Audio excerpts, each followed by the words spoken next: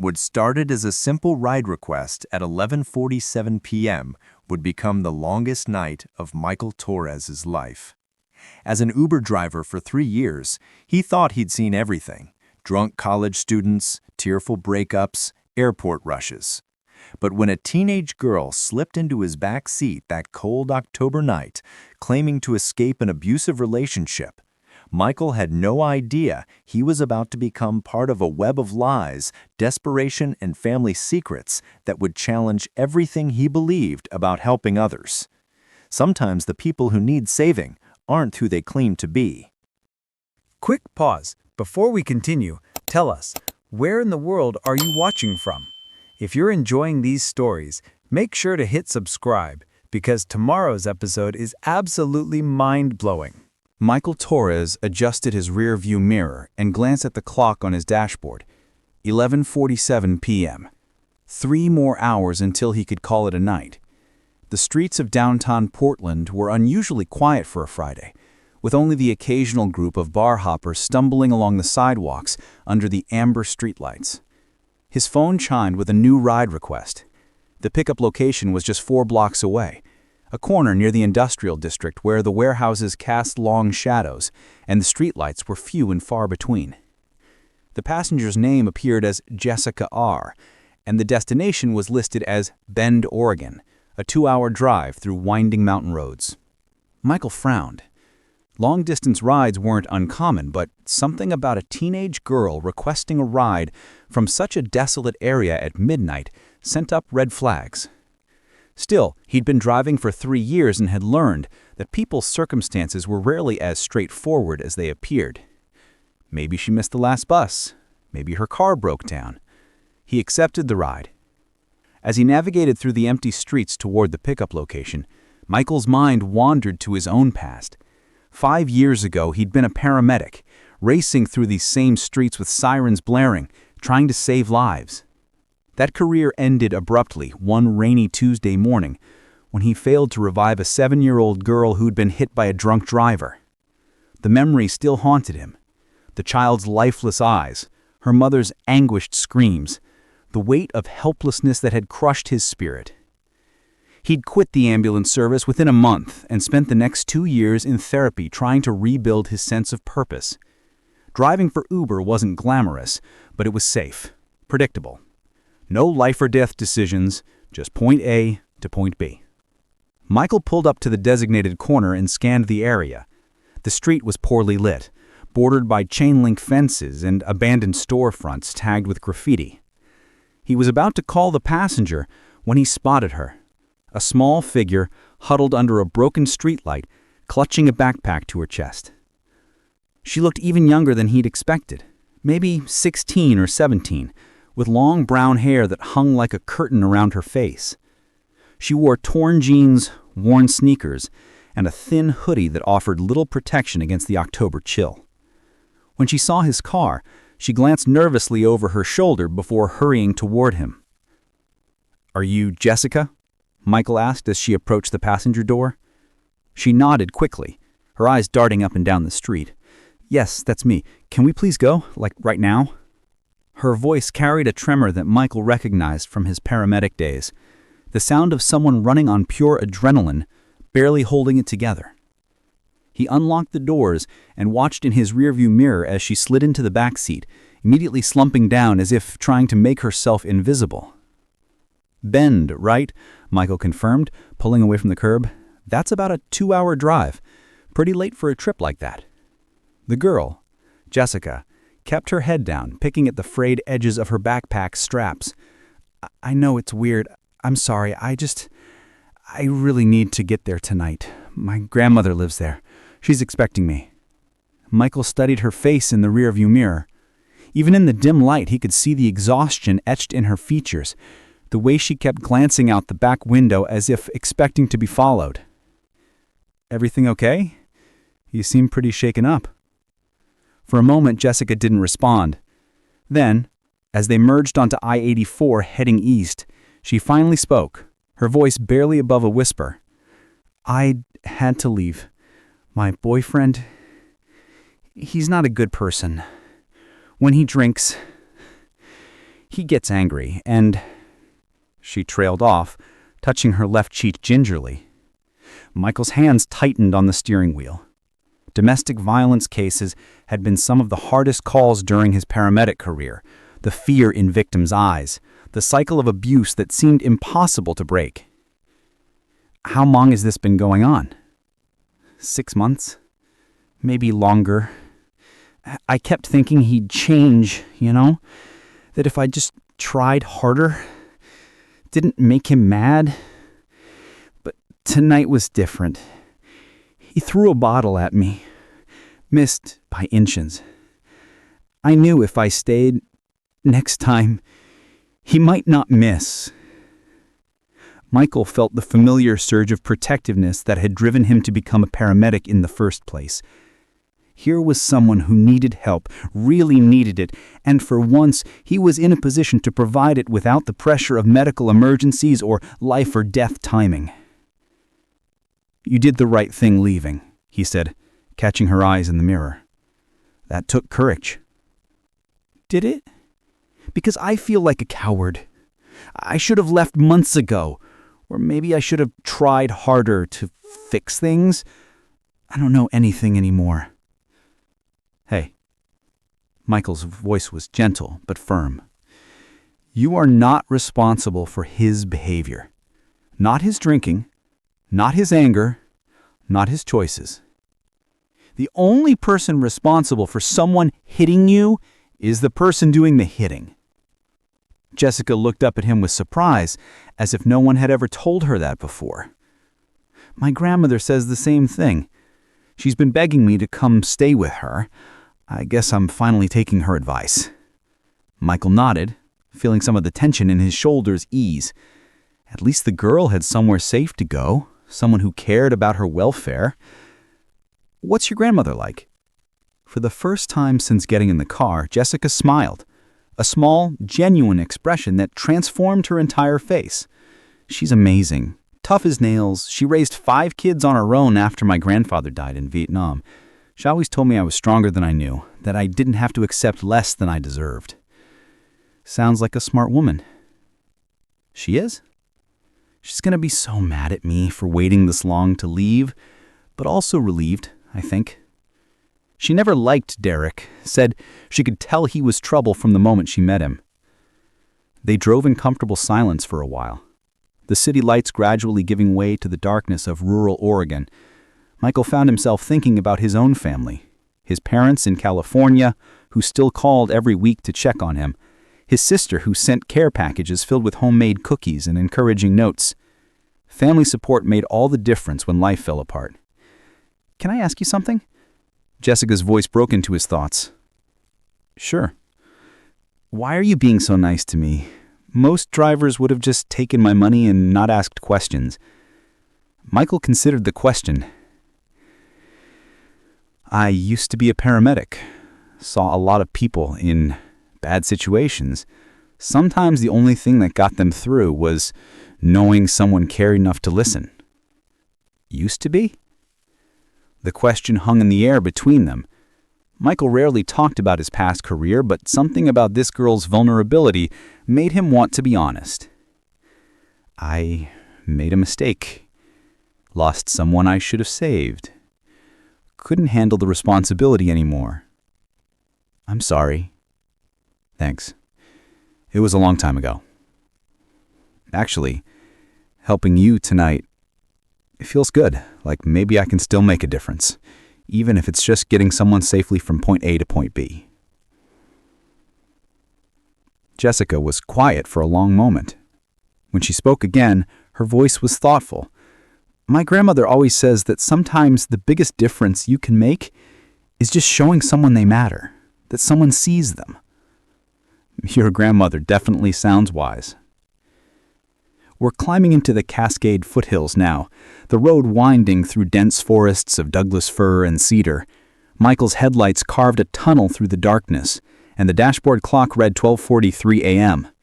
We were making good time, but I was starting to worry about the return trip. Driving these mountain roads alone at 3 a.m. wasn't ideal, especially with the fog that often rolled in before dawn. Jessica, can I ask about your plans once you get to your grandmother's?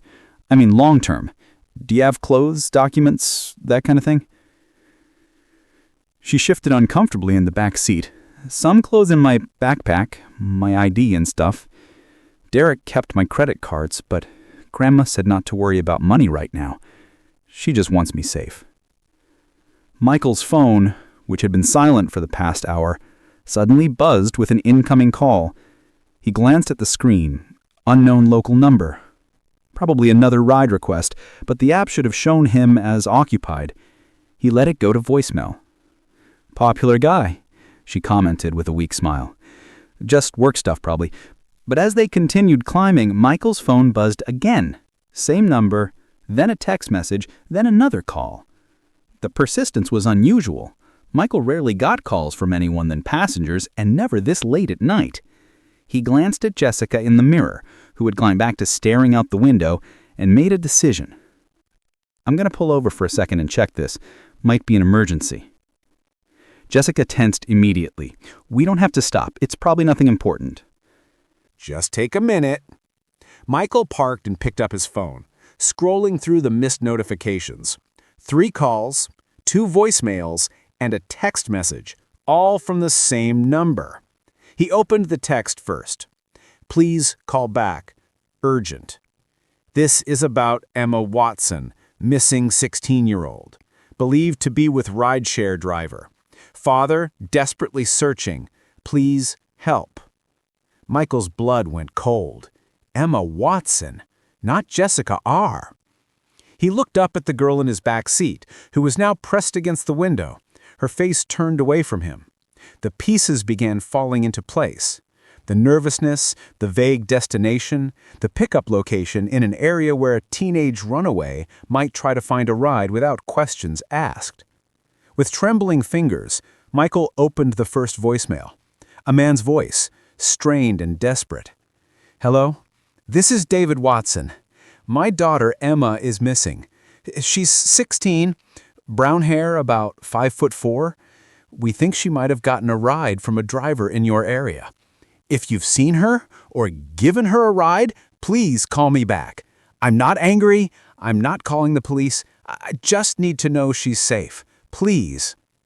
Michael's training as a paramedic had taught him to assess situations quickly and make decisions under pressure, but this was different. This was personal. He'd been duped by a teenager, and now he was essentially an accessory to her running away from home. He looked at Jessica again. "Your name isn't Jessica, is it?" The girl's shoulders slumped in defeat. She turned to face him, and for the first time, Michael could see fear in her eyes. Not the fear of someone escaping abuse, but the fear of someone who'd been caught in a lie. "You got a call from my dad, didn't you? Emma Watson?"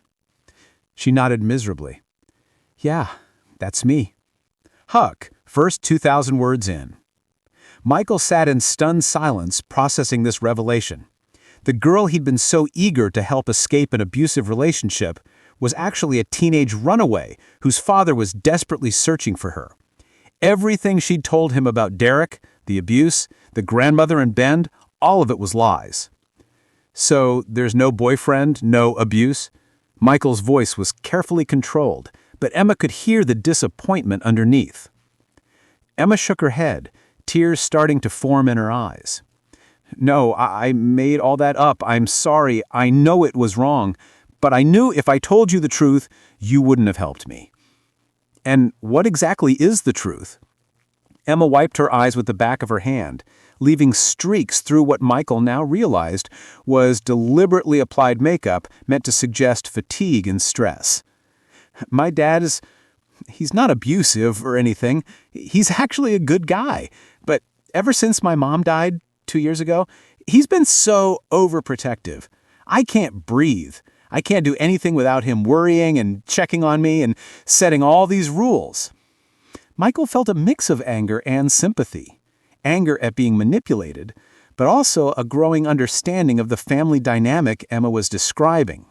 He'd seen it during his paramedic days, grieving parents who became hyper-vigilant about their surviving children's safety. "So you decided to run away." "Not forever," Emma said quickly. "Just for a while, to prove I could take care of myself, to show him that I'm not going to disappear like Mom did." She paused, her voice getting smaller.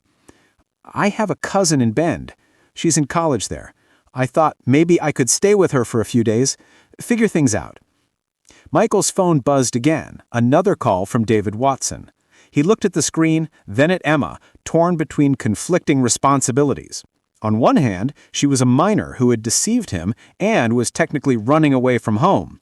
On the other hand, she clearly wasn't in immediate physical danger, and forcing her to go back might only make the family situation worse. "Emma, your dad sounds pretty worried. He left a voicemail saying he's not angry, just scared." "He's always scared," Emma said, but her voice lacked conviction.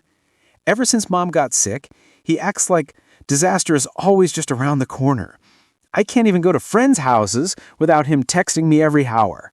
I can't date, can't drive after dark, can't do anything normal teenagers do."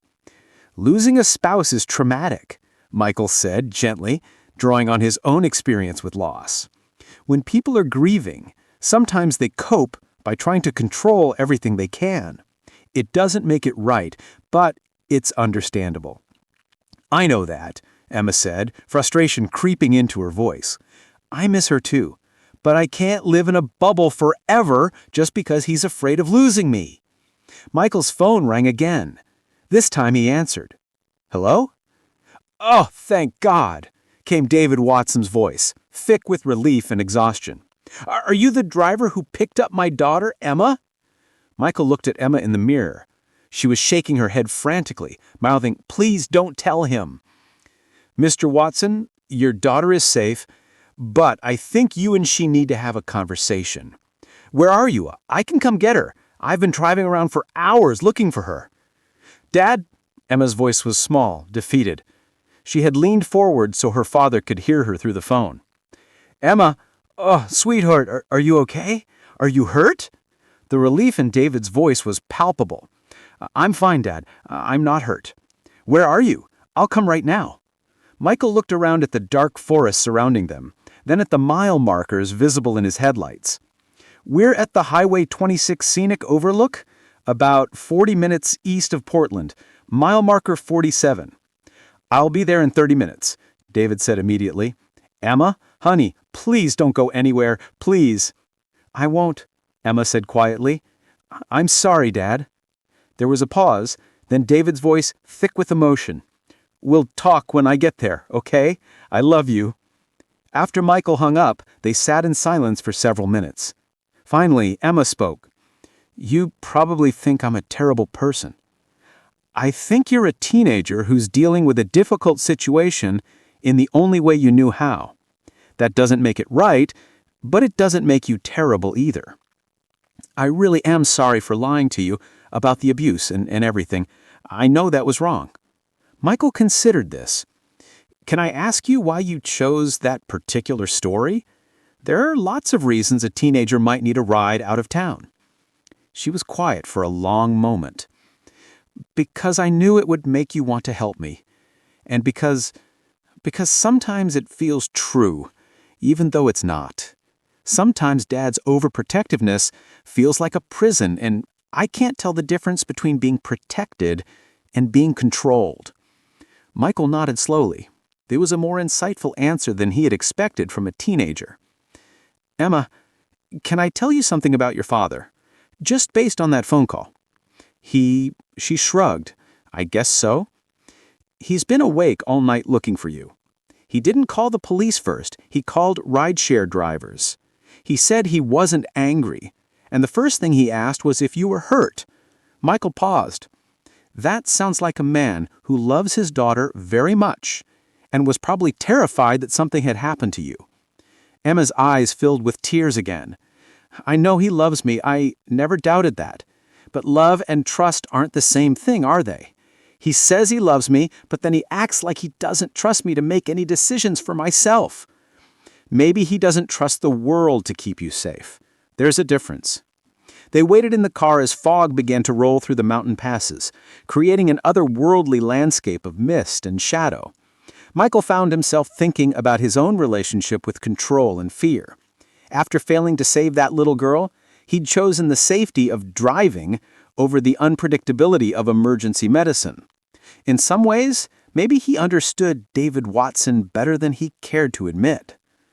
28 minutes later, headlights appeared through the fog, followed by a silver sedan that pulled into the overlook parking area.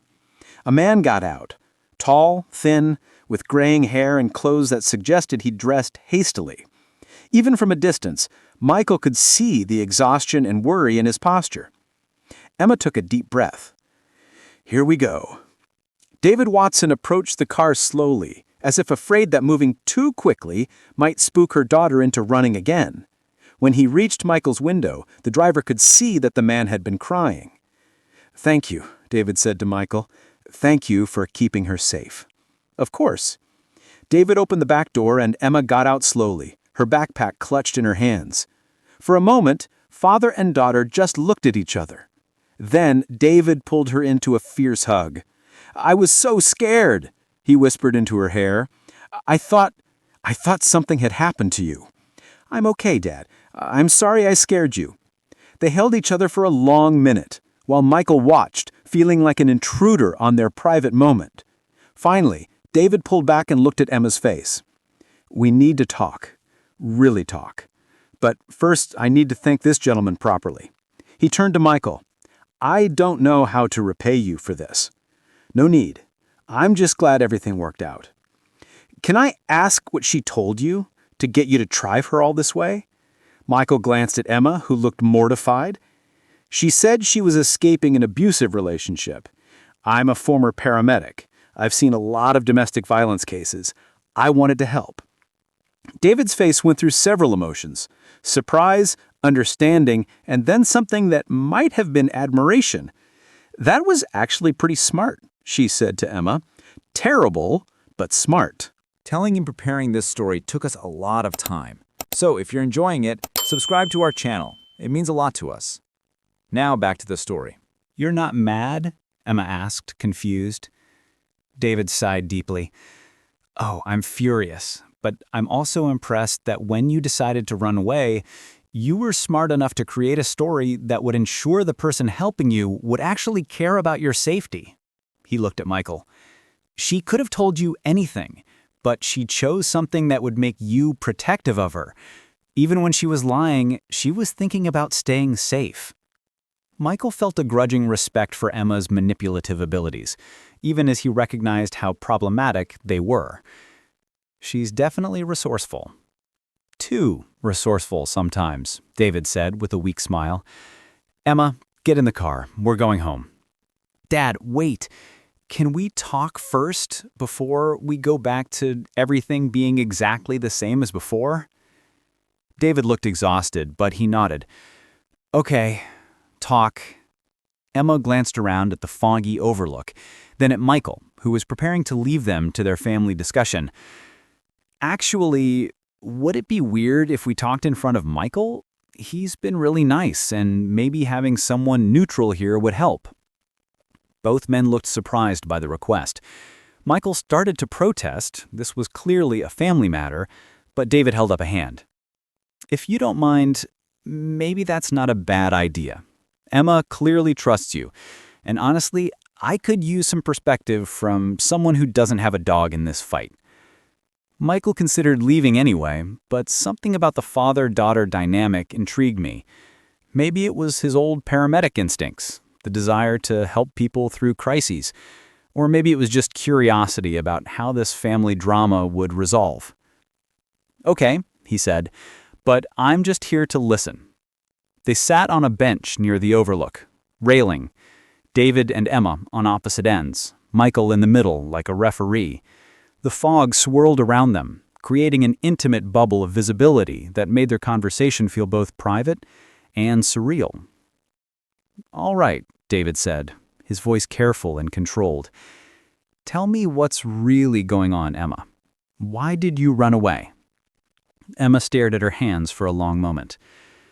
"Because I feel like I'm suffocating, Dad. Every decision I make, you question. Every plan I have, you find reasons why it's dangerous. Every friend I mention, you want to meet their parents and know their entire life story. I'm trying to keep you safe. I know that, but you're also keeping me from living. Emma's voice gained strength as she spoke. I'm 16, Dad. In 2 years, I'll be in college, hopefully far enough away that you can't monitor my every move. Don't you think I should learn how to make decisions and handle problems before then? David was quiet for a moment. When he spoke, his voice was thick with emotion. After your mother died, I realized how quickly everything can change, how fast you can lose the most important person in your world. I can't lose you too, Emma. I literally cannot survive that. But you're going to lose me anyway if you don't let me grow up, Emma said softly. Maybe not to death, but to resentment, to rebellion, to me running away to Bend in the middle of the night because I feel like it's the only way to prove I exist. Michael listened to this exchange with growing recognition. The dynamic between David and Emma wasn't about control for its own sake. It was about trauma and fear and love all tangled together in a way that was harming both of them. Can I say something? Michael asked quietly. Both Watsons looked at him. Emma, what your dad is describing, the fear of losing you, that's not rational. It's trauma-based. When someone you love dies unexpectedly, especially from illness, it can make you feel like disaster is always lurking around the corner. He paused. David, what Emma is describing, feeling suffocated and controlled, that's her trauma response to losing her mother and then feeling like she lost her autonomy too. David looked startled. Trauma response? You both lost the same person, but you're coping in opposite ways.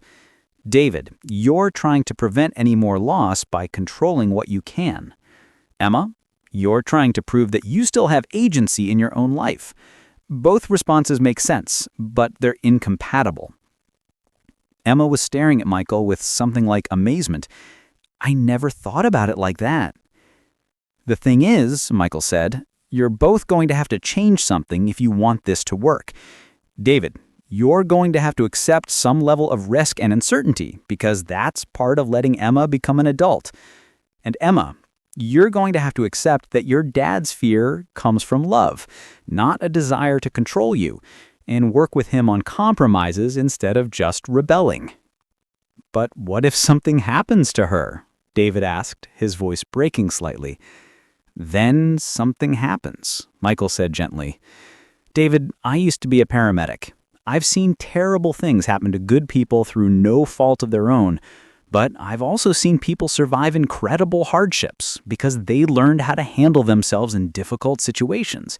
You can't protect Emma from everything, but you can prepare her for anything. Emma was nodding vigorously. That's exactly what I've been trying to say. And Emma, Michael continued, running away in the middle of the night and lying to strangers isn't preparing yourself for adulthood. It's proving that you're not ready for the responsibilities you're asking for. Emma's face fell. Oh. Tonight could have gone very badly. You got lucky that I was the driver who picked you up, and that I had enough experience to recognize when something didn't add up. But what if you'd gotten someone who didn't care about your safety? What if you'd made it to Bend and your cousin wasn't there? What if your elaborate story had attracted the wrong kind of attention? David was looking at Michael with growing respect. You're saying she proved my point about the world being dangerous. No, Michael said. I'm saying she proved that she needs more real-world experience, not less, but gradually with support and guidance, not through dramatic gestures that put her at risk. So what do we do? Emma asked. Michael stood up, stretching muscles that had been tense for hours. You figure it out together. Make a plan that gives Emma more independence in exchange for more responsibility. David, you get to set some non-negotiable safety rules, but Emma gets to have input on what those are and why they're necessary. Like what kind of plan? David asked. I don't know. That's for you two to decide. But maybe start with small things. Can Emma stay out until 11 p.m. if she checks in every hour? Can she go to friends' houses if you meet the parents first? Can she get a part-time job to prove she can handle responsibility? Emma and David looked at each other across the bench. I'd like that, Emma said quietly. To have some input on the rules instead of just being told what I can and can't do. And I'd like to not spend every night wondering if you're going to disappear. Maybe we can find some middle ground. Michael was about to suggest that they continue their conversation at home when his phone buzzed again. Another unknown number, but this time the caller ID showed Bend Police Department. His stomach dropped. I should take this, he said, walking a few steps away from the Watsons. Hello? Is this Michael Torres, Uber driver operating in the Portland metro area? Yes. This is Sergeant Martinez with Bend PD. We have a missing person case, and we believe one of your passengers tonight might have information about the whereabouts of a teenage girl named Emma Watson. Michael's mind raced. How had the police gotten involved? He looked back at David and Emma, who were deep in conversation on the bench. Actually, officer, the situation has been resolved. The girl is safe and has been reunited with her father. There was a pause. Can you confirm the location where you picked up the passenger? Downtown Portland, near the industrial district. And your current location? He hesitated. Something about the officer's tone seemed off. Too formal, too probing for a case that was apparently already resolved. Can I ask how you got my information? We've been in contact with rideshare companies regarding this missing persons case. Standard procedure. But that didn't make sense. David had said he'd been calling drivers directly, not working through official channels. And he'd specifically mentioned not involving police. Officer, can you give me a badge number or case number for verification? The line went quiet for a moment. Then, Mr. Torres, this is a time-sensitive situation. We need to confirm the whereabouts of Emma Watson immediately. The more the caller pushed, the more suspicious Michael became. He learned during his paramedic days to trust his instincts about potentially dangerous situations, and every instinct he had was screaming that something was wrong. I'm going to need to call you back through the main Bend Police Department number, Michael said. That won't be necessary. Michael hung up and immediately Googled the Bend Police Department's main line. When he called, the dispatcher who answered had no knowledge of any missing person case involving Emma Watson or any officer named Sergeant Martinez. We don't have anyone by that name in our department, and we haven't issued any alerts for missing persons tonight. Michael's blood cold. Someone was impersonating a police officer to get information about Emma's location. But who and why? He walked back to the Watsons, his mind churning to possibilities. David and Emma looked up as he approached, and something in his expression made them both tense. What's wrong? David asked immediately. I just got a call from someone claiming to be Bend Police asking about Emma. But when I called the department back, they had no record of the call or any missing person case involving Emma Watson, or any officer named Sergeant Martinez. Emma went pale. Someone was pretending to be a police officer? It seems that way. Michael sat back down on the bench, his paramedic training kicking in. Stay calm. Assess the situation. Identify the threat. David, who else knew that Emma was missing? Who else might have been looking for her? No one, David said immediately. I didn't call the police because I hoped I could find her myself. I called my ex-wife, Emma's stepmother, but she lives in Seattle. I called her school friends, but none of them had seen her. Wait, Emma said slowly. Dad, did you call Derek? Michael and David both stared at her. Who's Derek? David asked. Emma looked mortified. He's not exactly my boyfriend, but he's this guy from school who's been asking me out for months. I kept saying no, but he's been getting more persistent. Yesterday, he followed me home from school, and when I told him to leave me alone, he got really angry. Emma, why didn't you tell me about this? David's voice was sharp with concern. Because I knew you'd freak out and want to call his parents or the school or something. I thought I could handle it myself. Michael felt pieces of a puzzle clicking into place. Emma, is Derek the kind of person who might try to track you down if he thought you'd left town? Maybe? Emma looked scared now. He's been really weird lately. Showing up places where I am, asking my friends where I go after school. Last week, he somehow got my phone number even though I never gave it to him." David was looking increasingly alarmed. "This is exactly the kind of thing I worry about, Emma. Some obsessed kid stalking you, and you don't tell me because you're afraid I'll overreact. Because you would overreact. This isn't overreacting." David stood up, pacing in the small area illuminated by the fog-shrouded parking lot lights. "If some kid is stalking you and now he's impersonating police officers to try to find you, that's not normal teenage drama. That's dangerous." Michael held up his hands. "Let's stay focused on the immediate problem. Emma, what's Derek's last name?" "Morrison. Derek Morrison. He's a senior at my school. And he has your phone number." Apparently, Emma looked miserable. "I don't know how he got it." Michael was quiet for a moment, thinking. "Emma, have you been posting on social media about feeling trapped at home? About wanting to get away?" Emma nodded reluctantly. "Just some general stuff about feeling suffocated, nothing specific. But if Derek was monitoring your social media and saw those posts, he might have guessed that you'd try to leave town. And if he was determined enough to track you down, he could have started calling rideshare companies claiming to be law enforcement. But how would he know I took an Uber?" "He might not have," Michael said grimly. "He might be calling every transportation company in the city. Uber, Lyft, taxi companies, bus stations. If he's obsessed enough to stalk you and impersonate police officers, he's probably obsessed enough to spend hours making phone calls." David had stopped pacing and was staring at his daughter. "Emma, this is serious. This is exactly why I worry about you." "I know, okay. I get it now. But what do we do?" Michael stood up, his decision made. "We get you both out of here, and then we call the real police.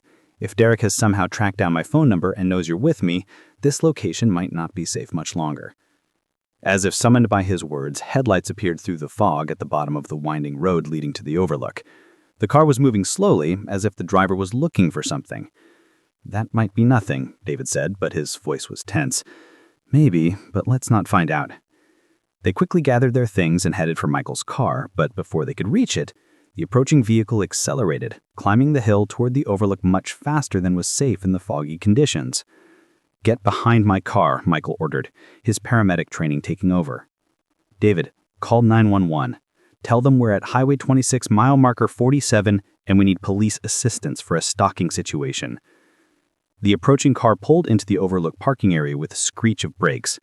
It was a dark pickup truck, and even through the fog, they could see that the driver was young, probably late teens, with an aggressive posture as he got out of the vehicle. "Emma, I know you're here. I just want to talk to you." Emma grabbed her father's arm. "That's Derek," she whispered in her voice filled with terror. Derek Morrison was taller than Michael had expected, probably 6'2", with the build of someone who spent time in the gym. Even in the poor visibility, Michael could see the tension in the young man's movements, the way he scanned the parking area like a predator looking for prey. "Emma, come on," Derek called again. "I drove all the way out here because I was worried about you. Your dad called my house looking for you, and when I heard you'd run away, I knew I had to find you myself." David was confused. "I never called anyone named Derek. I don't even know who he is." Michael felt another chill of realization. Derek wasn't just obsessed, he was delusional, creating fictional scenarios to justify his stalking behavior. This was far more dangerous than a typical teenage crush gone wrong. "Derek, you need to leave," Emma called out, her voice shaking but firm. "I don't want to talk to you." "But you're upset, right? That's why you ran away. Your dad doesn't understand you like I do." Derek was moving closer to their hiding spot behind Michael's car. "I can help you. We can figure this out together." Michael made a quick assessment of the situation. Derek was bigger and younger than him, but he had the advantage of surprise and hopefully better judgment. David was on the phone with 911, but it would take at least 20 minutes for police to reach their remote location. They needed to de-escalate quickly or get out of there entirely. "Emma," Michael whispered, "is there any chance Derek might be armed?" Her eyes widened in horror. "I don't know. Maybe. His family Hansen, he's always posting pictures of himself with guns on Instagram." That settled it. Michael stood up slowly, his hands visible and non-threatening. "Derek, my name is Michael. I'm Emma's ride. She's safe and her father is here.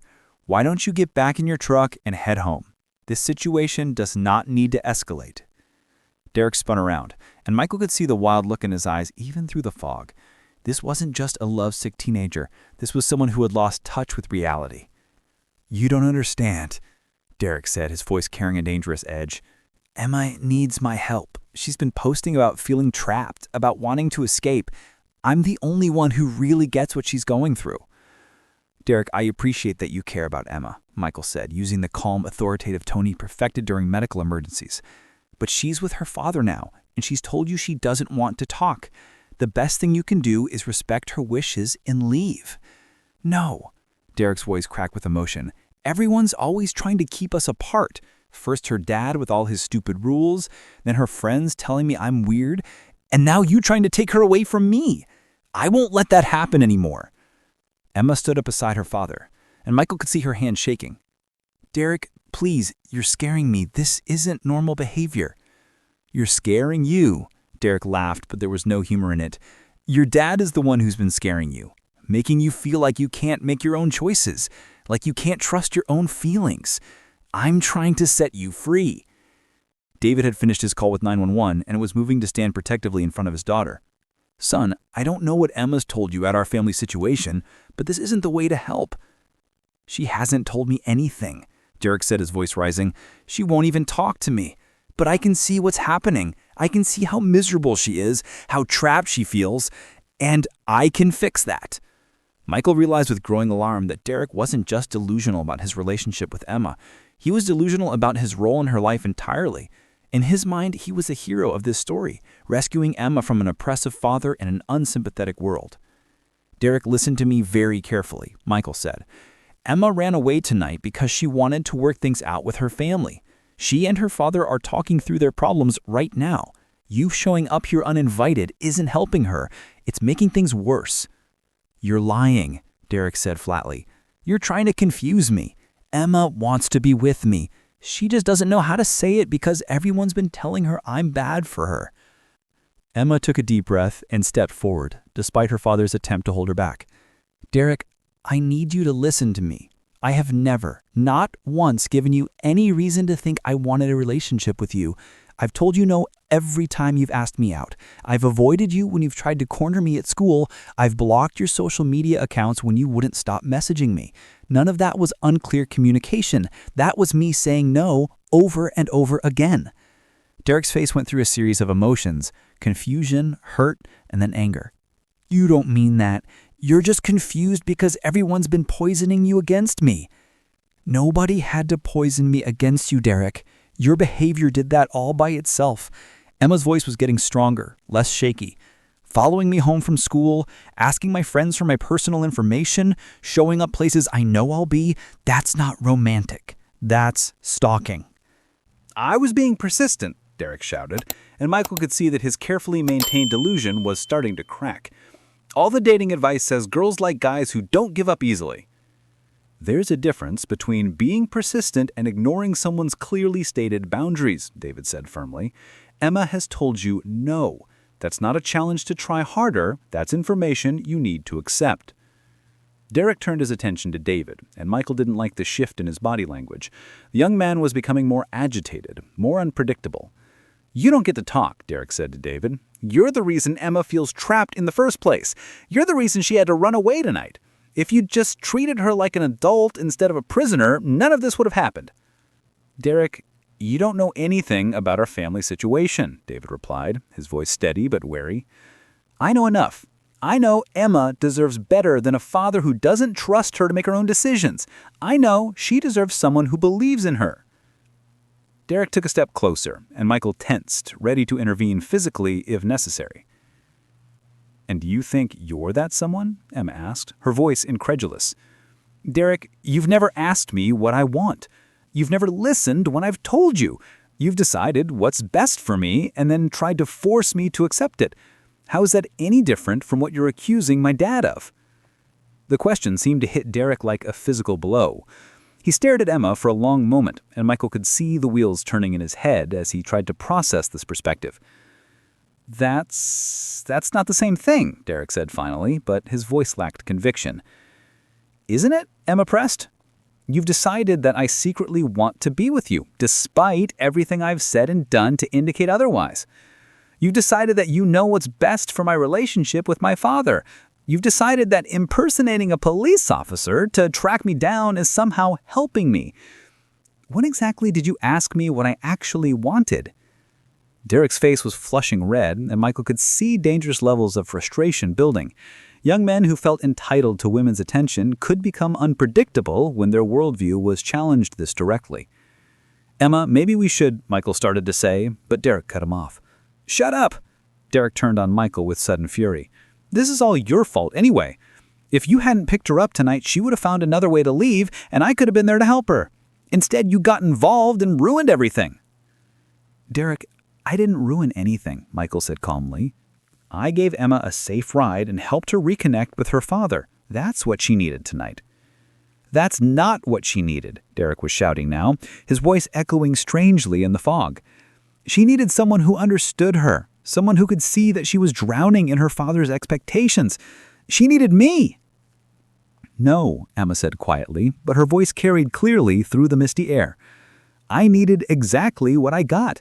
I needed time to think. I needed to realize that running away wasn't the answer, and I needed to have an honest conversation with my dad. What I didn't need was someone deciding what was best for me without asking me. The question seemed to hit Derek like a physical blow. He stared at Emma for a long moment, and Michael could see the wheels turning in his head as he tried to process this perspective. That's not the same thing, Derek said finally, but his voice lacked conviction. Isn't it? Emma pressed. You've decided that I secretly want to be with you, despite everything I've said and done to indicate otherwise. You've decided that you know what's best for my relationship with my father. You've decided that impersonating a police officer to track me down is somehow helping me. When exactly did you ask me what I actually wanted? Derek's face was flushing red, and Michael could see dangerous levels of frustration building. Young men who felt entitled to women's attention could become unpredictable when their worldview was challenged this directly. Emma, maybe we should, Michael started to say, but Derek cut him off. Shut up! Derek turned on Michael with sudden fury. This is all your fault anyway. If you hadn't picked her up tonight, she would have found another way to leave and I could have been there to help her. Instead, you got involved and ruined everything. Derek, I didn't ruin anything, Michael said calmly. I gave Emma a safe ride and helped her reconnect with her father. That's what she needed tonight. That's not what she needed, Derek was shouting now, his voice echoing strangely in the fog. She needed someone who understood her, someone who could see that she was drowning in her father's expectations. She needed me. No, Emma said quietly, but her voice carried clearly through the misty air. I needed exactly what I got. I needed time to think. I needed to realize that running away wasn't the answer, and I needed to have an honest conversation with my dad. What I didn't need was someone deciding what was best for me without asking. Derek stared at her, and Michael could see the exact moment when his delusion finally cracked. The realization that Emma truly, genuinely didn't want him was written across his face in an expression of devastated rage. You're making a mistake, Derek said, his voice low and dangerous. You're going to regret this.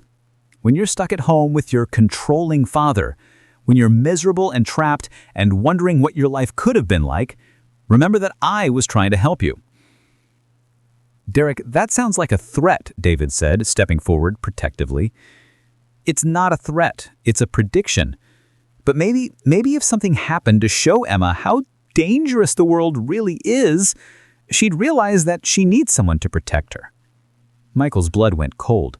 Derek wasn't just talking about Emma being unhappy, he was talking about creating situations that would make her feel unsafe, thereby justifying his protection. Derek, you need to leave, right now, Michael said, his voice carrying the authority he'd used to control chaotic medical scenes. You're talking about intentionally frightening a minor. That's criminal behavior. I'm talking about showing her the truth, Derek said, but he was backing toward his truck. She thinks she doesn't need me now, but she will. They always do, eventually. He got in his truck and slammed the door, but instead of leaving immediately, he sat there with the engine running, staring at them through the fog.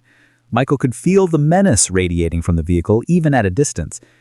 Is he leaving? Emma asked, pressing closer to her father. I don't think so, Michael said grimly. David, where are those police? They said 20 minutes minimum. It's maybe 10? Michael made a decision. We're not waiting. Everyone in my car, now. We're going to drive toward town and hopefully meet the police coming up. They moved quickly toward Michael's Honda, but as soon as Derek saw them heading for their vehicle, his truck roared to life and he positioned it to block the exit from the parking area. He's not going to let us leave, Emma said, her voice rising with panic. Michael looked around the overlook area, assessing their options. The scenic spot was carved into the hillside with steep drops on 3 sides and only one road in or out. The road Derek was now blocking. Okay, new plan. David, you and Emma head down that trail toward the viewpoint. It's too steep and narrow for a vehicle. Hide in the trees and stay quiet. I'm going to try to get Derek to chase me on foot and lead him away from you. I'm not leaving you alone with him, David protested. And I'm not letting him corner all 3 of us in a place with no escape routes. This is what I'm trained for, managing crisis situations. Trust me.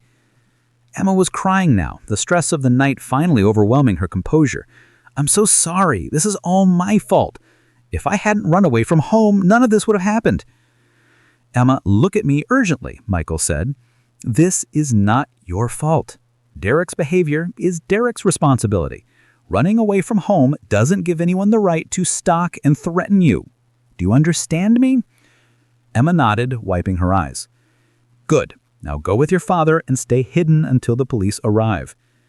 David hesitated for one more moment, then grabbed Emma's hand and headed for the trail. Michael waited until they disappeared into the fog-shrouded trees before walking toward Derek's truck. Derek rolled down his window as Michael approached, and the driver could see that the young man had moved beyond frustrated or delusional into something much more dangerous, cold, calculating anger. Where do they go? Derek asked. Somewhere safe, Michael replied. Derek, this has gone far enough. You need to leave before the police arrive and this becomes a criminal matter. This became criminal the moment you decided to help Emma run away from home. That's contributing to the delinquency of a minor. That's kidnapping, maybe. Michael realized that Derek had spent the night not just tracking Emma down, but researching ways to make everyone else the villain of his story. This wasn't just obsession. This was calculated manipulation. Derek, I returned Emma to her father as soon as I realized the situation. No crime has been committed here except your stalking and your impersonation of a police officer. Prove it, Derek said with a smile that didn't reach his eyes. It'll be your word against mine about who called who and why. But what's definitely provable is that you picked up a minor and drove her across county lines without parental consent. Michael felt a chill of recognition. Derek wasn't just dangerous, he was smart. He'd maneuvered the situation so that everyone else appeared to be the criminals while he positioned himself as the concerned friend trying to locate a missing girl. What do you want, Derek? Michael asked directly. I want to talk to Emma, alone, just for 5 minutes. I want to explain my side of things without her father and some stranger influencing her decisions. That's not gonna happen. Then we have a problem. Derek turned off his truck's engine and got out, leaving the vehicle positioned to block the exit. Because I'm not leaving without talking to her, and you can't make me leave without committing assault. Michael realized they'd reached the most dangerous part of the encounter. Derek had abandoned any pretense of being reasonable and was now operating purely on entitlement and rage. Young men in this mental state were responsible for the majority of stalking-related violence. The sound of sirens in the distance broke the tense standoff. Derek heard them too, and his expression shifted from calculating to panicked. You called the police, he said accusingly. Yes, I did, because that's what you do when someone is being stalked and threatened. Derek's panic quickly transformed back into rage. You ruined everything. This was supposed to be simple. I was supposed to be the one who found Emma and brought her home safely. I was supposed to be the hero. Derek, there's still time to make this right, Michael said, though he didn't really believe it. Drive away now before the police get here. Get some help. Talk to a counselor about why you think it's okay to ignore someone's clearly stated boundaries. I don't need help, Derek snapped. I need people to stop interfering with my life. The sound of sirens in the distance were getting closer, maybe 5 minutes away. Michael needed to keep Derek talking until they arrived, while also making sure he couldn't get to Emma and David. "Derek, can I ask you something?" Michael said, using the conversational tone that had worked with agitated patients during his paramedic days. "What?" "When you picture your ideal relationship with Emma, what does that look like? Day to day, I mean." Derek looked surprised by the question. "What do you mean?" "I mean, you've put a lot of effort into pursuing her. You spent the night tracking her across the state. You've clearly thought about this a lot, so what's the end goal? What do you think a relationship with Emma would actually be like?" Derek was quiet for a moment, and he could see him trying to articulate something he'd never really examined closely. "It would be perfect," Derek said finally. "She'd realize that I understood her better than anyone else. She'd be grateful that I never gave up on her. We'd be happy together." "But Derek, everything you've told me tonight suggests that Emma is strong-willed and independent. She ran away from home because she wanted more autonomy, not less. What makes you think she'd be happy in a relationship where her partner tracked her movements and ignored her stated preferences?" That question seemed genuinely confused to Derek. "Because I'd be doing it out of love. That's different." "Is it?" "Because from where I'm standing, it looks like you're doing the same thing you're accusing her father of doing, making decisions for Emma instead of trusting her to make her own choices." "That's not..." Derek started to protest, then stopped. Michael could see the internal struggle playing out on his face, the collision between his romantic fantasies and the reality of Emma's clearly expressed wishes. "Derek, I need you to really think about this. If someone you cared about told you no repeatedly, if they avoided you and blocked your social media and asked their friends not to give you their personal information, would you want someone to keep pursuing you anyway?" "But Emma's different." "No, she's not," Michael said firmly. "She's a human being with the right to decide who she wants to spend time with, just like you are, just like everyone else." The Silents were very close now, maybe 2 minutes away. Derek could hear them too, and Michael could see desperation creeping into his expression. "They're going to arrest me," Derek said, the reality of his situation finally sinking in. "Maybe," Michael acknowledged. "Depends on what you do in the next few minutes." "I never meant for any of this to happen," Derek said, and for the first time all night he sounded like the teenager he was instead of the dangerous stalker he'd become. I really liked her. I thought if I tried hard enough she'd eventually see that we were meant to be together." "Derek, persistence in dating is asking someone out, accepting their answer, and then maybe trying again in a few months if circumstances change. What you've been doing isn't persistence, it's harassment. And tonight, when you impersonated a police officer and tracked Emma to a remote location, it became criminal stalking." Derek slumped against his truck, the weight of his actions finally hitting him. "I'm going to jail, aren't I?" "I don't know," Michael said honestly. "But I do know that if you cooperate with the police when they get here, if you stay away from Emma and her family, and if you get some help understanding why this behavior was wrong, you might be able to turn your life around before you hurt someone else." The first police car crested the hill, its headlights cutting through the fog like spotlights. Michael felt a wave of relief so intense it almost knocked him over. "Derek, I need you to put your hands where they can see them and do exactly what they tell you. Don't give them any reason to think you're dangerous." Derek nodded numbly and raised his hands as the police car pulled into the overlook. Michael stepped away from the truck, his own hands visible as 2 officers got out of the vehicle. "Are you Michael Torres?" "Yes, that's me. The suspect is Derek Morrison. He's by the truck with his hands up. The victims are David and Emma Watson. They're hiding in the trees down that trail." One officer approached Derek and the other came to talk to Michael. As they sorted out the situation, Michael could hear David and Emma emerging from their hiding spot, their voices mixing with the radio chatter and official questions. The night was far from over. There would be statements to give, reports to file, and probably court appearances in the future. But the immediate danger was over. Emma was safe, Derek was in custody, and the Watson family had a chance to work through their issues without the threat of an obsessed stalker complicating everything. As Michael watched Derek being placed in handcuffs and led to the police car, he couldn't help but think about the layers of deception and misunderstanding that had led to this moment. Emma had lied about abuse to get his help running away. Derek had lied about being a police officer to track her down. Even David had been lying in a way about his motivations for being overprotective. It wasn't about not trusting Emma. It was about his own trauma and fear of loss. But sometimes, Michael reflected, it took a crisis to cut through all the lies people told themselves and each other. Sometimes it took a dangerous situation to reveal what really mattered and what was just noise. 3 weeks later, Michael received a text message that made him smile for the first time since that foggy night on Highway 26. Hi, Michael. This is Emma Watson. I wanted to let you know that Derek pled guilty to stalking charges and has been ordered to stay away from me and get counseling. But more importantly, I wanted to thank you for everything you did that night. Not just keeping me safe, but helping me and my dad figure out how to talk to each other. Michael set down his phone and looked out the window of the coffee shop where he was taking a break between rides. The last 3 weeks had been a whirlwind of police reports, court appearances, and media attention he definitely hadn't wanted. The local news had picked up the story. Uber driver helps reunite family, stop stalker. And suddenly everyone wanted to interview the hero driver. But Michael didn't feel like a hero. If anything, the experience had reminded him why he'd left the paramedic profession in the first place. High-stakes situations where split-second decisions could mean the difference between safety and disaster were exactly what he'd been trying to avoid. His phone buzzed with another message from Emma. Dad and I have been going to family counseling together. It's been really helpful. We're working on a trust contract where I get more independence as I demonstrate more responsibility. So far, it's working really well. Then another. I also wanted to apologize again for lying to you about the abuse. I know that was wrong, and I know it could have put you in a really bad position if things had gone differently. Michael typed back, I'm glad you and your dad are working things out. And Emma, you don't need to keep apologizing. You were a scared teenager who felt trapped and didn't know how else to get help.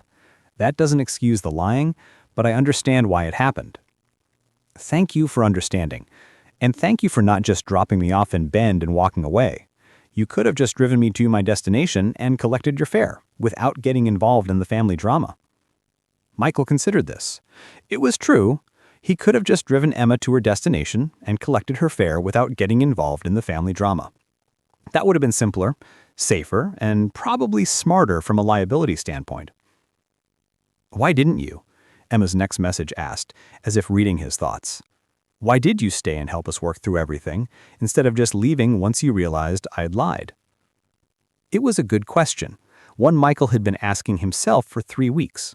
The easy answer was that he was a former paramedic who'd been trained to help people in crisis situations, but the real answer was more complicated. Michael called Emma instead of continuing to text. She answered on the second ring. Hi, Emma. I wanted to answer your question, but it's complicated. I have time. Dad is making dinner, and I'm pretending to do homework, but actually procrastinating. Michael smiled. Some things never change. Okay, here's the truth. 5 years ago, I was a paramedic, and I lost a patient, a little girl who was hit by a drunk driver. I couldn't save her, and it destroyed me. I quit medicine and became a rideshare driver because I wanted a job where I couldn't fail at saving lives. Emma was quiet, listening. But that night with you and your dad, I realized something. I had been so afraid of failing to save someone's life that I forgot there are other ways to help people. Sometimes saving someone isn't about CPR or emergency medicine. Sometimes it's about listening or mediating or just refusing to walk away when things get complicated. So, helping us helped you too? In a way, yes. It reminded me that I don't have to choose between being helpful and being safe. There are middle grounds, ways to use my skills and experience to make a difference without taking on the kind of life and death responsibility that crushed me before. What does that mean for your future? Emma asked, as if reading his thoughts. Are you going back to being a paramedic? Michael had been thinking about this question a lot. No, probably not. But I am thinking about maybe becoming a family crisis counselor, someone who helps families work through communication problems before they escalate to the point where teenagers feel like they have to run away or parents become so overprotective that they push their kids away. That sounds perfect for you, Emma said warmly. You're really good at seeing all sides of a problem and helping people understand each other's perspectives. We'll see. I'd have to go back to school, get certified, all that. But for the first time in 5 years, I'm excited about the possibility of helping people again.